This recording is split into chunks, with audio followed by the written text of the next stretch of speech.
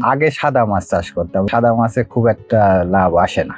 YouTube দেখে Shakib agro থেকে tilapia order দিয়ে আনছিলাম। আমি 20,000 মাছ নিয়েছিলাম, নার্সিং করে 20,000ই পেয়েছি। মানে ওখানে কোনো আমার কম হয়নি। অল্প টাকায় যারা কিনে অনেকে চাষবাস করে তাদের একবারই বলবো, শুধু একবার আপনি সাকিব এগ্রোর অল্প তেলাপিয়া যার যেমন ক্যাপাসিটি সেই পরিমাণে অল্প কিছু নিয়ে এসে একটু কম্পেয়ার করুন। ওই তেলাপিয়া আর এই তেলাপিয়া দুইটা এক জায়গায় করবে, দুই মানে কোয়ালিটি ভিন্ন। এই এসএ মনোসেক্স তেলাপিয়ার সাথে আপনি যে লোকাল তেলাপিয়া, এটার ভিতরে কি পার্থক্য পাইলেন?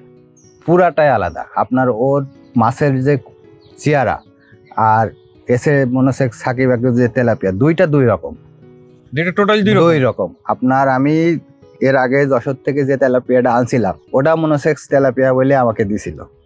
ওটা আনার আপনার 2 মাসের ভিতরে ওরা বাচ্চা দিয়ে দিয়েছে। আপনি সাকিব এগ্রোর মাছে এবং তাদের সার্ভিসে কি খুশি? না, আমি খুশি। তাদের মাছের কোয়ালিটি ভালো।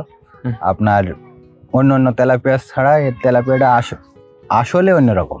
আচ্ছা, মানে গ্রোথে এবং কোয়ালিটি আমি যে দেখছি, কালার কোয়ালিটি সব দিক থেকেই ভালো। আমার এই যে সামনে আর একটা পুকুর নেব, কথাবার্তা চলছে। 1 লাখ করে তেলাপিয়া চাষ করার ইচ্ছা আছে, ইচ্ছা আছে। বছরে 3 লাখ।